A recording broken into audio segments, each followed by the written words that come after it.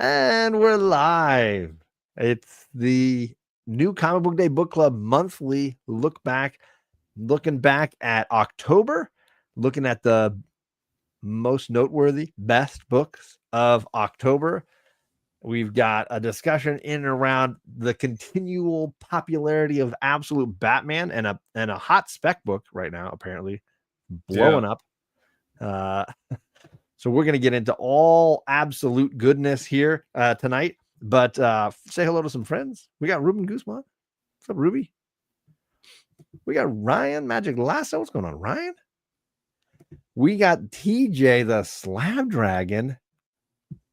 Just to be clear, not married to each other. Yeah. Not that there's a problem with that, but just literal beards, not figurative beards. Well, married with beards, married to beards, married with beards. That's fair. Appreciate you, TJ, coming by and hanging out with us tonight. How are you doing, man? How's the world? I mean, the world of comics or the world? I felt a little slimmer of positivity this morning.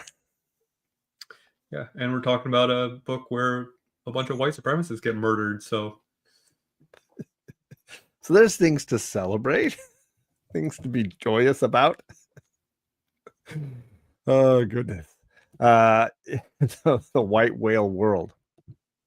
It's true. It is, but Dio Wolf is in the chat too. What's going on, Dio? Yeah, it's been, I don't care about the real world. No. World of comics. How's your comic existence going? Busy and overwhelming and far behind on my to be read list. But before we start talking about readable books, I picked up a couple of neat things today. I know we don't do this on this show, but yes, let's do this. I'd never seen this before. Sorry, I'm trying to slide you into the driver's seat here. What's going on? There we go. And then do one of these right here. Batman Beyond issue number 1. Darwin Cook variant. Oh, I didn't even know existed, but I did not either. Yeah, pretty hard to find apparently. Really? Perks of the gig. And I also grabbed this. It's an art germ cover for Heavy Metal. Is this for that new run that they did recently? No, this is from 2011. 2011? Holy crap. And there's another illustration on the back and a couple more pinups inside. By all of them by Art Germ, or? Yeah, all of them by Art Germ. That's pretty badass. Yeah, so for you Art Germ fans, don't forget to look at your store's magazine section. There it is. Nice. So that's what's going on in the world of comics for me. Got a bunch of Poison Ivy covers today. Same. Did you get Harley and Ivy? I didn't. I was not intrigued by it. So I figured I got enough Poison Ivy books this week. I didn't need it. Never. I only bought 2 of the covers. Only 2. Okay. You held back. Yes. Because I feel like I'm only obligated to get Poison Ivy proper, all the covers. I feel the same. But I did also get the Birds of Prey. Oh man, how nice is that cover? It's beautiful. They had one left when I arrived. That was actually my pick for cover of the week. It is gorgeous. It's got a couple of scuffs, but they don't break color. They're not pretty. But if it's only when it catches the light. Yeah. But yeah, absolutely gorgeous. And that's a great series as well. I've caught up on both as up till this new issue, and they're both very entertaining. I'm sad to hear Birds of Prey is ending. So, yeah, all good things. Yeah. Gore Vidal says, I think the success and popular appeal of Absolute Batman is that it is the Cormac McCarthy of comics. We shall see. Yeah, so let's dive into this Absolute Batman annual. Nick Dragotta, Scott Snyder, they hand the reins of their title off to Daniel Warren Johnson, incredibly talented writer artist, to do the lion's share, most annuals always have second backup stories and things like that, but the lion's share of Absolute Batman Annual is a flashback story to the early days of this character's time as Batman, and it's all by Daniel Warren Johnson. We are obviously big fans. Murder Falcon, do a power bomb. He's obviously a very, very talented guy, and he just finished up a book that may make some of our favorites of the year. That I think they just wrapped in July, August somewhere. So what are your thoughts on him as? Because I guess I'll prep it by saying I feel like he's a good fit for this universe, and I was excited to hear him taking on this opportunity. Yeah, I mean, I don't want to go so far as to call it hubris, but like the confidence you have in yourself as a creator to then say to Daniel Warren Johnson, here, do my project for an issue for me and expect it not to be better than what you're doing. It's bold.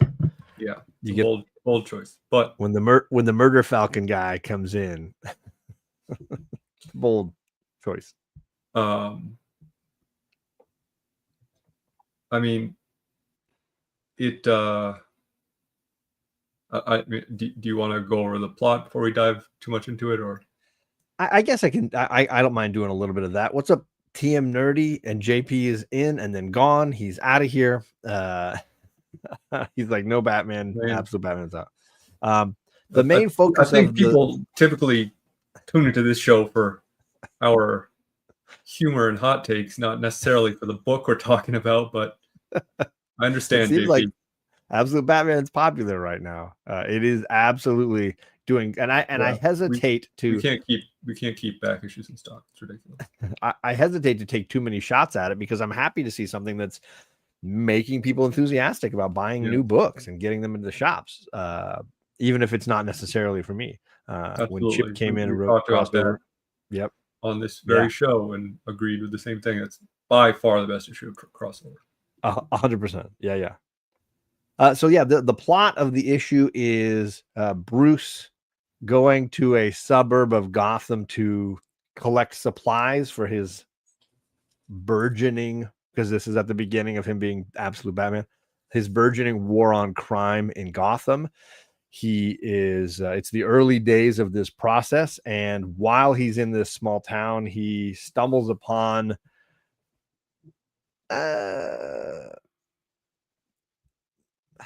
hesitate to call them criminal behavior of a different sort. I misunderstood what you were saying at first. I thought you were saying he comes across the tent city and asks about what's going on with that. And yes, and there's an issue going on in this suburb as far as the locals who are selling him all these illegal arms and things like that, and the homeless immigrant population that's living in and around the area. And while he's there, he witnesses a pretty violent event between some of these locals and those tent dwellers, and feels the need to sort of step in as Absolute Batman and flex literal muscle. It's a pretty violent, like only Daniel Warren Johnson can do issue, with dirty cops and, as you can see here, white supremacists and just overall awful villains and seemingly innocent citizens. And you get to see a little bit of Bruce finding his identity as Batman, as far as like the future Batmobile, which is apparently a bulldozer, and you get to see his fighting style and the tools of his trade, including wrestling moves. He literally does a power bomb. Yeah, and he does a knee to this guy's face that just pancakes him and pushes. Yeah, it is pretty intense overall. But that's basically the whole plot of the, Yeah, I of the mean, thing. it's You get a also, little flashback I kind was of going to say, stuff. it's bookended by an interaction with him as a young boy and his father, Yeah. who, spoiler alert for the end of the story, knew the priest who is in this town trying to help these people. And his dad, spoiler alert as well, died in issue 1, or at least we learned that he is dead in issue 1. He's the one that is kind of spurned this journey for Bruce. Same customer base also likes Chick-fil-A. I don't know if that means anything. Gore, you are on fire tonight, sir. Cliff is in the chat. What's going on, Cliff? Absolute annual woot. So yeah, that's the plot. Substance wise, my question for you was like, did you feel like he is a fit for this universe? Because I went back and I read all 13 issues of the run, or whatever it is. I think it's 12 or whatever. I've completely caught up on Absolute Batman, despite my best thoughts about this idea. Yeah, despite my better judgment. I wiped the bloody tears away from my face afterwards, but I did read them all, and I'll just say this is the best of the issues of Batman. Absolute Batman. It's the best one. And I mean, also from an illustration standpoint, like, I feel like Beefy Boy Batman works better. Like, Daniel Warren Johnson's style kind of lends itself to drawing him as a big beefy boy, where it didn't seem as out of place to me as when Nick Dragotta draws him. But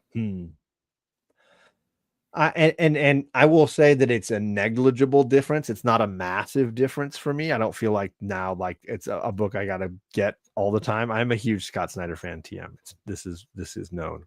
But I overall the biggest takeaway I have, and it's the video I'm dropping not too long from now, is I feel like Daniel Warren gets the joke that Scott Snyder hasn't gotten yet, which is that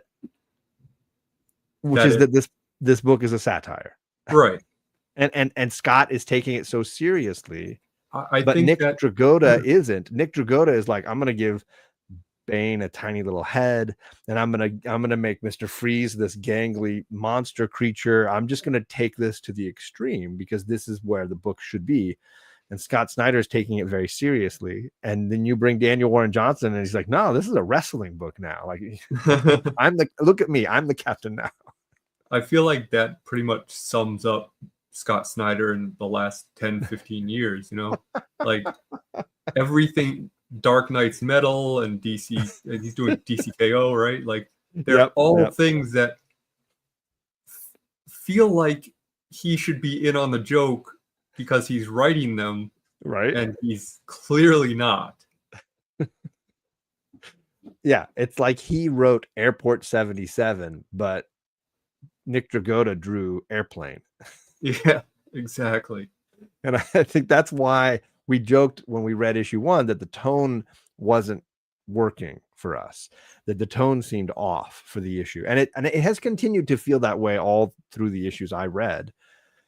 But it doesn't feel as dramatic here because it feels like Daniel Warren Johnson's like, gang, this is a comedy, and I'm going to write and draw a comedy, and I'm going to make it so over the top and ridiculous that people are going to be turning the pages going, no way. Yeah, when he punches or knees someone in the face, it literally turns to Play-Doh. Like, the violence is cartoonish. And right after throwing like 3 batarangs into the guy's face, and then he knees them like through the guy's skull. Yeah, he in no uncertain terms murders multiple people in this issue. Oh yeah, including police officers.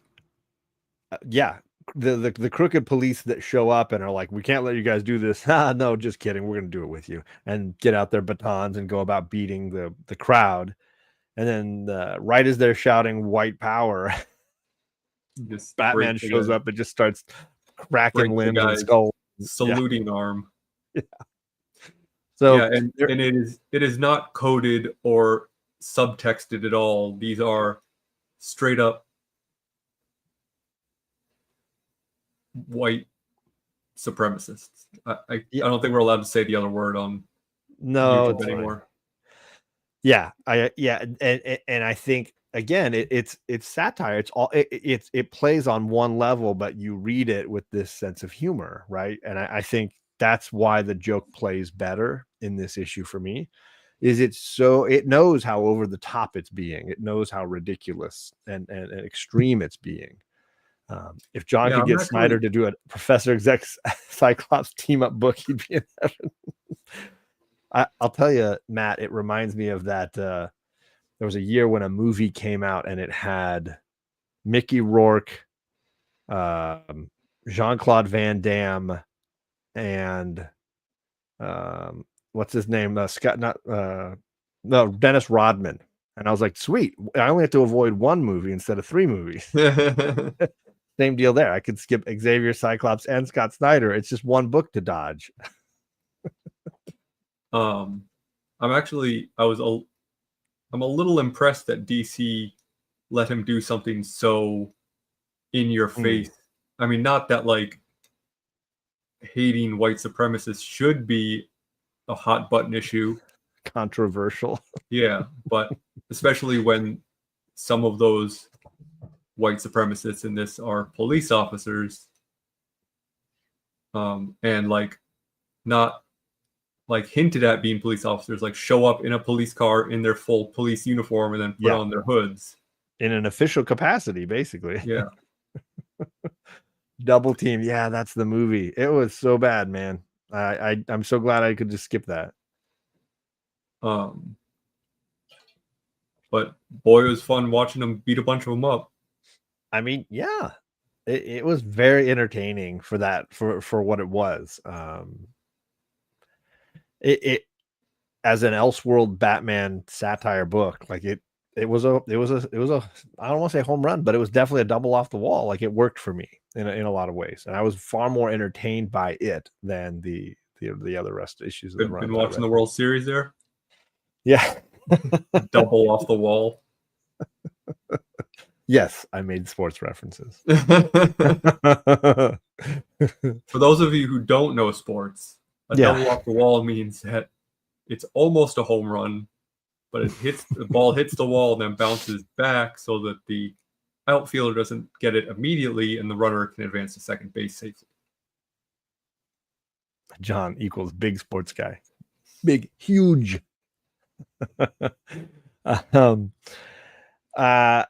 Yeah, I don't know if there's a ton more to say about this issue. I don't know if there's a lot more juice or meat on the bone here. There's a backup story we can talk about if you want. But yeah, you want to walk through that one? Before we do that, I do also want to say that this has to be satire, right? Like even in the main story, because in Batman proper, the police tend to look the other way because Batman is stopping crime, helping them catch criminals, and they kind of just like look what say, oh, we didn't see anything because he's helping us. Right. But in this, he commits multiple violent murders. And regardless of how unsavory the people are who he is murdering, the police would still need to investigate and prosecute this situation. Right. Especially when he's killing police officers. So if it's not a satire and it is not outside of the scope of reality, which, I mean, it's a comic book, of course it is, to a point. Right. But there's a suspension of disbelief where you can say, like, okay, this giant 500-pound man walking around, in a bat suit who has spikes coming out of it, and he pulls the horns off and stabs people. A cape that is alive somehow.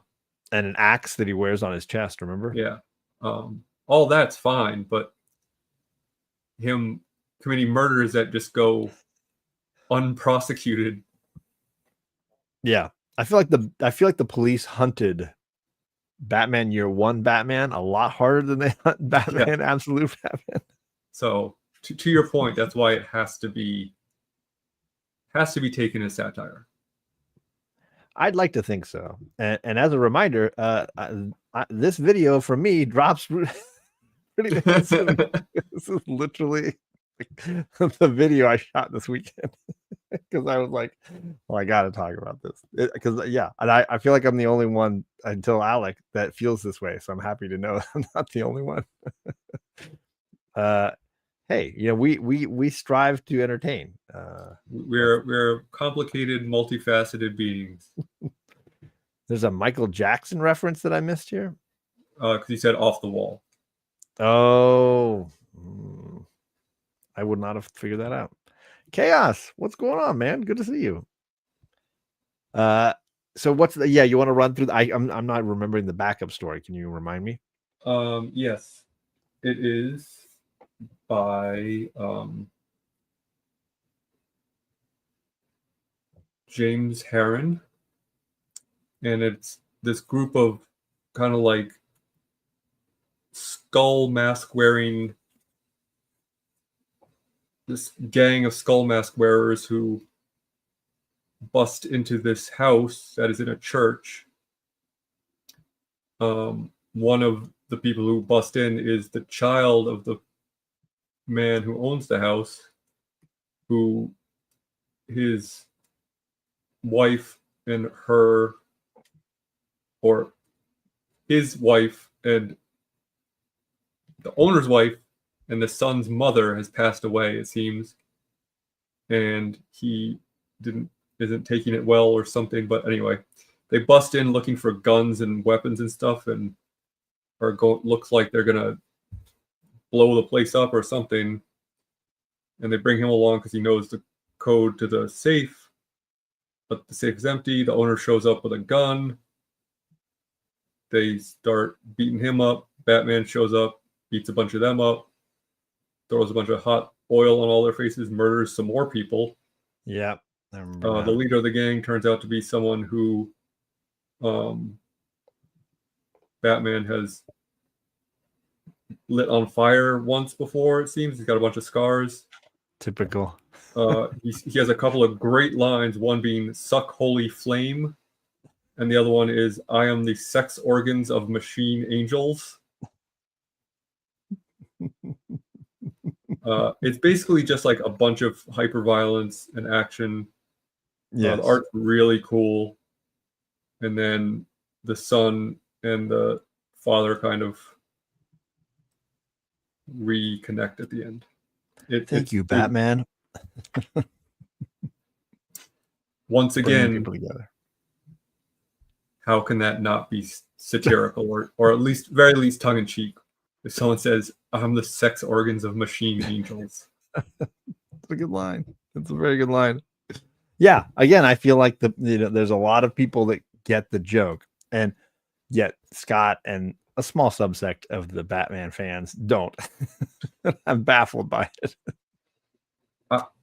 To go back to Gore's Chick-fil-A joke, I have a feeling that a lot of people who are reading Absolute Batman don't get the joke. Yeah, I hesitate to like put a number on the percent that might not get it, but it does seem like a significant portion. Yeah, knowing.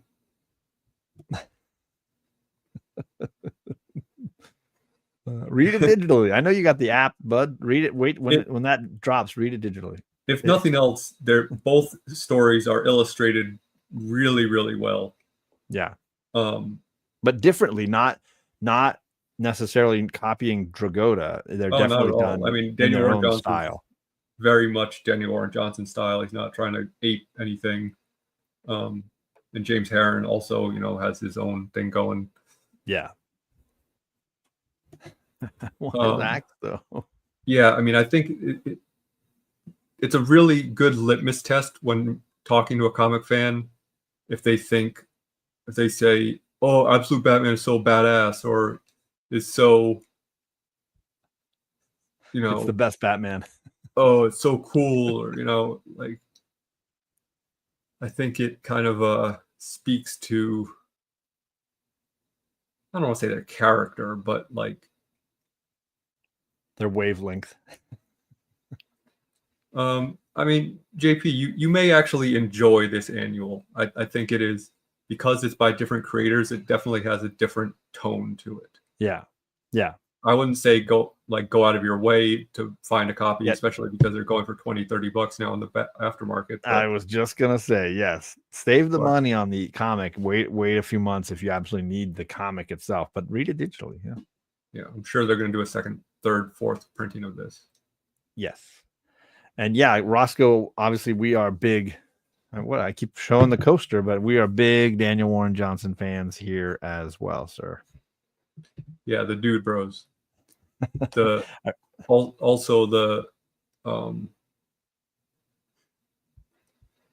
like the alpha red pill. Yeah, thank you. Yeah, Bane is hilarious to me because I call him Pinhead Bane because his head is so tiny. His head is so tiny and his body is so big. the incel community. There it is. Fair. Yeah, so there you go. Batman, Absolute Batman Annual, wrapped.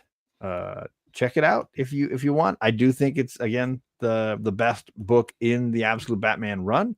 So if you haven't read it and are looking for something, I suppose it's entertaining and to be checked out.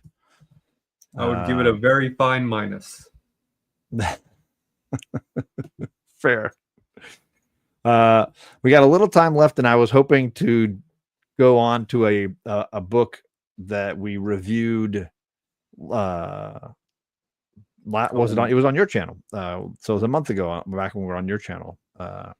Issue 1 of Escape by Rick Remender, which is now 3 issues in, because we had basically read issue 1 right as issue 2 was dropping, and I liked it so much I read issues 2 and 3, and was so effusive, enthusiastic, whatever about it, that I was like, we should talk about issues 2 and 3, because I was horrified that we would be having to spend an entire night talking about Absolute Batman. So I was trying to find something else. Yeah. Even if it's Daniel Warren Johnson. So for those that don't remember or have not read Escape, this is Rick Remender's new series. And Daniel Acuna. Yes, Daniel Acuna is on art. The focus is on a anthropomorphized World War II fighter pilot storyline or bomber pilot storyline. Yeah, I mean, it's not Earth though, so it's not literally World War II, but it is World War II. Incredibly similar iconography wise, but the idea of a very Allies looking crew flying a plane trying to bomb a very 1930s, 40s Germany-esque nation, and they're all dogs. Everybody's a dog, and the plane gets shot down and is unable to complete its mission, and the only real survivor that we know of is the pilot character, and he has enough tools and munitions on his person to potentially carry out the mission on the ground, despite being hunted. Despite being hunted by the troops they were just shooting on. And issue 1 is basically that. That's where it ends, is he's on the ground and he's going to continue with the mission.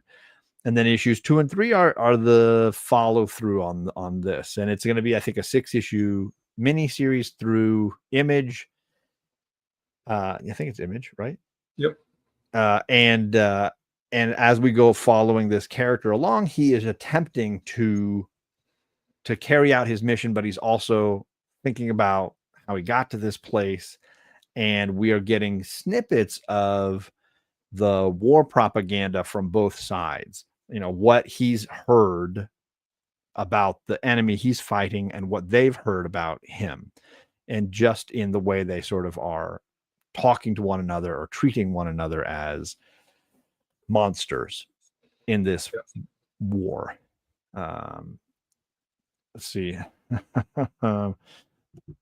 The Dude Bros, we already did that one. Let's see. I just wait for Remender trade paperbacks. It's worth the time. And I the reason I really was enthusiastic about talking about issues 2 and 3 was how much I loved issue 2. Issue 2, you could almost argue, if you're making a war comic, I could see somebody tell me that issue 2 is unnecessary. Like, it's not needed, because it is almost exclusively like a romance issue and follows our lead character before the war, when he met ideally maybe the love of his life, and the way in which that relationship in some ways led him to enlisting and going to fight. I loved it. I thought it was fantastic. I was like emotionally invested in these two anthropomorphized characters. Very well written. Yeah, and you see him as a pilot who gives like tours to locals for 50 cents and is trying to just like cover the cost of owning a plane and make a living out of this thing. And she is something of an activist who is working for a politician, and he meets her because there's like a stump speech happening in this hayfield where he's flying his plane, and he's trying he's trying to recruit business from the people listening to the stump speech, but of course sees her, gets captivated by her, and then wants to take her up in the plane, and then it follows their little love story. It's really beautifully told, in my opinion. And I was like, it took a book that I felt when we had discussed it, the first issue was very surface layer. It didn't get very deep emotionally with these characters. And I think I might have even said, like, I'm hoping that the second issue gives us a little more. I should not have doubted Rick Remender because the second issue was like all that I had asked for and more, and almost has none of the boots on the ground story. It's very limited in that portion, which we then get in issue 3, where it's a lot more of the it is run and hide, brutal violence, just an nonstop action sequence. Yeah, issue 3. And for me, the 1, 2, 3 of those issues works remarkably well. And issue 2 might be the best single issue I've read this year. Like, I just really loved it. So I'm curious if it hit you the same way, if you felt as enthusiastic about it, or what your thoughts were.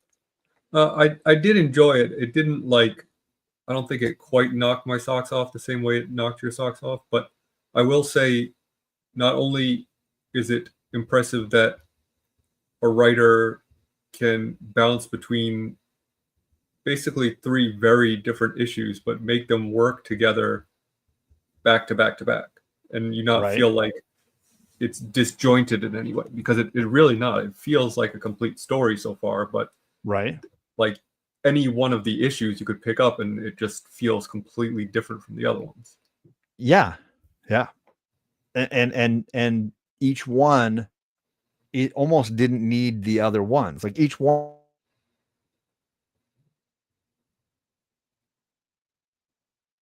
complexity of what's going on.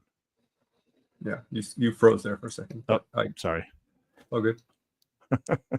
But yeah, no, for me, it's working really well, and I'm excited that, hopefully it doesn't have the same grommet publication issues where they need like 5 months to get the last one out or whatever. But it looks to be another 6-issue mini series that finishes in January, February. Yeah. I mean, they pumped out these first 3 issues, so I would hope that it's bam in the can, so to speak. But did you have any thoughts, anything you want to say? Obviously, I didn't highlight the artwork. I think Acuna does a great job of capturing a certain nostalgic look that also still has an otherworldly, to your point, experience where it reminds me of a little bit to a lesser extent of like Middle West, where you were like relatable, but just a little bit like through the looking glass. Yeah. I mean, I don't really understand why they're dogs, not just people. Right. But it doesn't take me out of the story. No. But it does make you wonder what the function is, and will that be revealed, or will that be something we're left to just determine for ourselves? Yeah. I did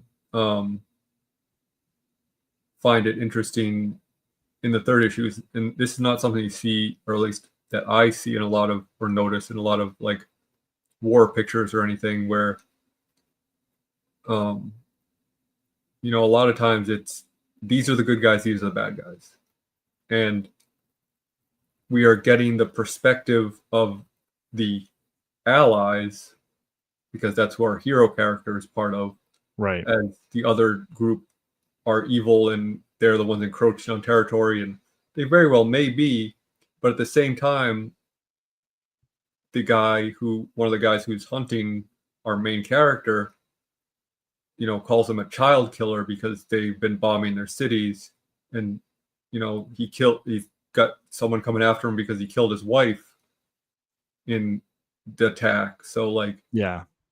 Remender is humanizing the enemy, whereas if you took this book and changed who the hero character is, because as far as I remember, they don't have any, like, he hasn't gone into any like atrocities that the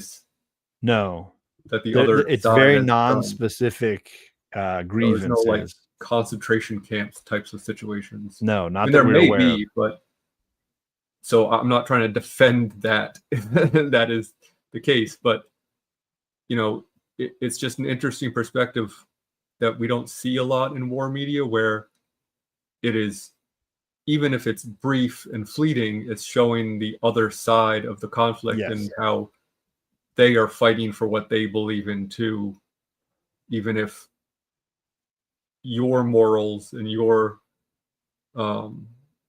perspective goes against what they are fighting for. Right.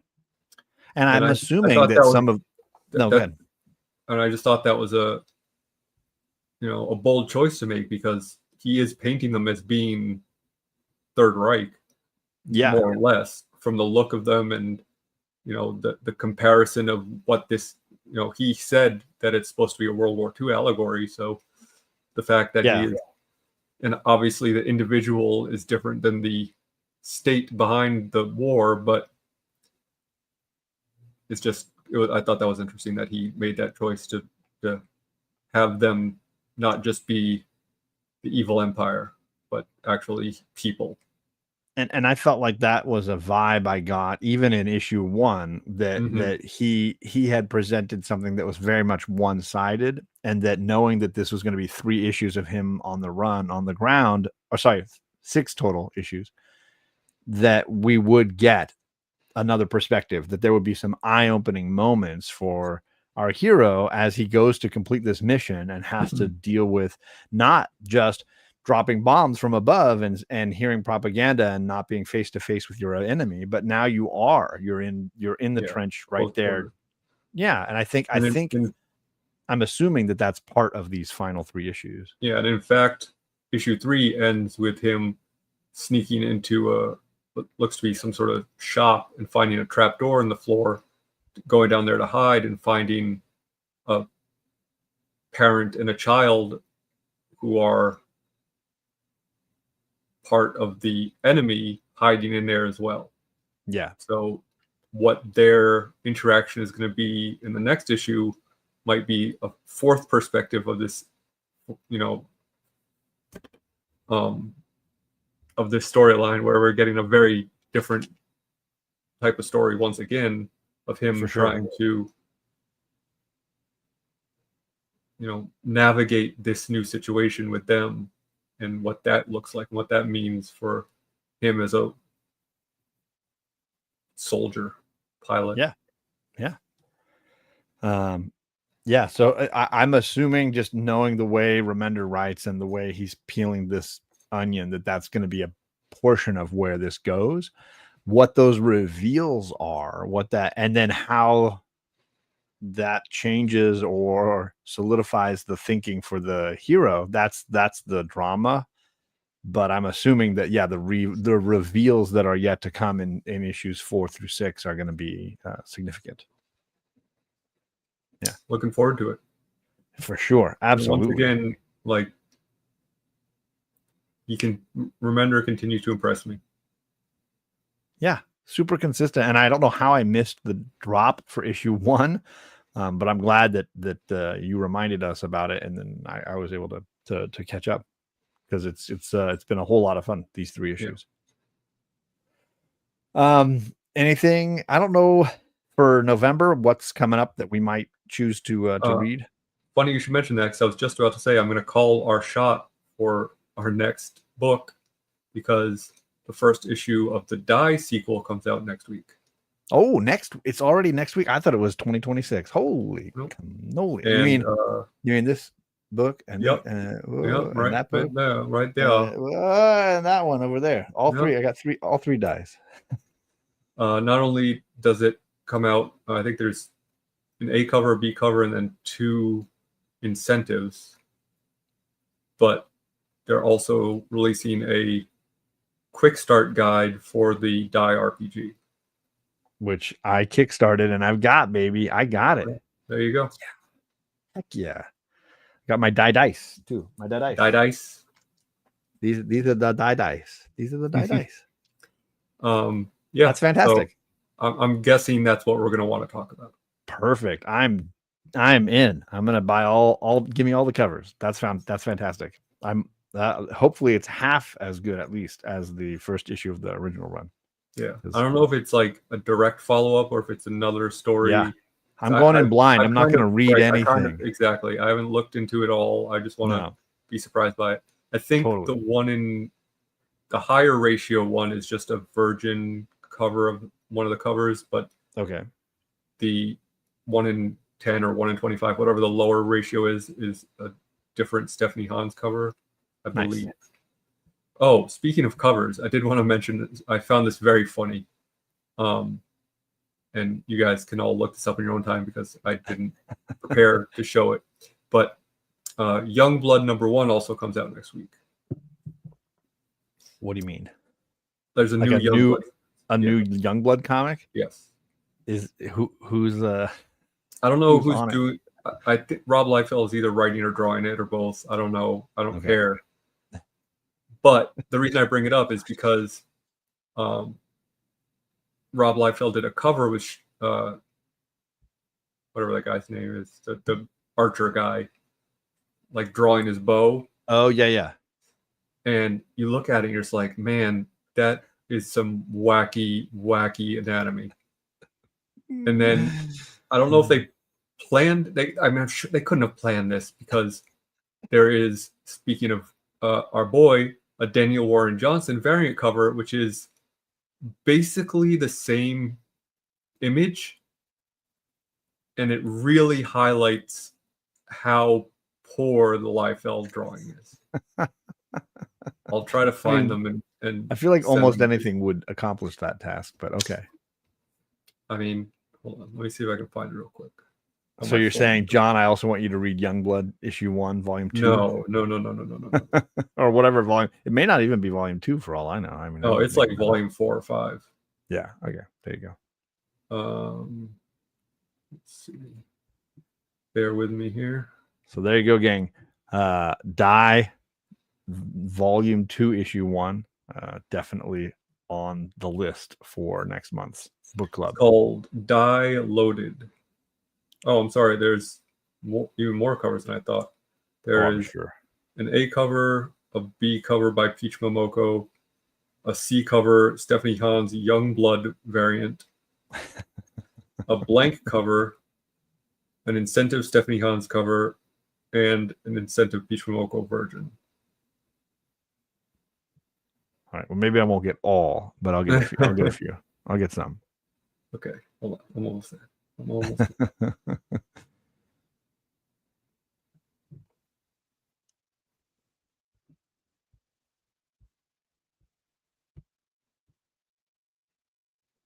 gonna be worth it, I promise.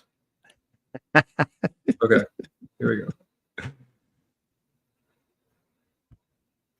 Oh, sorry, that's this one. So here is. Oh my god! Yeah. Okay. Like look at that left arm. What? I mean, obviously both arms are right, but like just the possibility of him actually drawing a bow at that angle. Yeah, just doesn't work. Okay. No, it does not. No. Oh, that's cool. Right. Yeah. And It's got like it's so much more dynamic. yeah, basically the same. Come on, basically the same image. Yeah. But jeez. I can only imagine how pissed off Rob was when he saw that image come in. He's like, wait, I told you to draw a different character. Oh. All right, well, there you go, gang.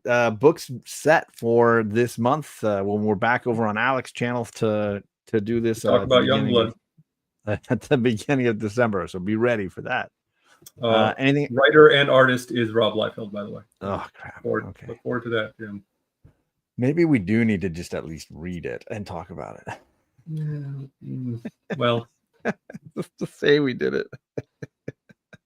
I hate to sully our die episode with it, but we'll see how we feel after we read it die. And then how much more talking we feel like we can fit into an episode. Well, awesome. I don't know if you got anything coming up, anything you want people to know about. I mean, maybe one day we'll play D&D again. I was gonna say, hopefully D&D on Sunday. Seems like everybody's available. Fingers crossed. Knock on wood. Yeah. I had another video live before this. If you missed it, talking Matt Fraction, David Aja. Is it Aja or Aha? Do you know? Aja. Oh, now you got to do me a third option. That's what I need. Sure, why not? But that was a whole lot of fun because apparently there's an omnibus. I still have the just the complete collection soft cover. Yeah, I've got the omnibus. What? Damn it. But yeah, it's a fun series, great artwork, great story. So if you haven't missed it, you can catch the replay on that one. You can pawn the replay. Yes, indeed. But I'm gonna get us out of here. Remember the link for Alec's channel's down below, so we'll be back over there at the start of next month. Remember the 5th of November. Oh, right. Gunpowder, treason, and plot. All right. Have a good night, gang, and we'll see you again next month. Bye.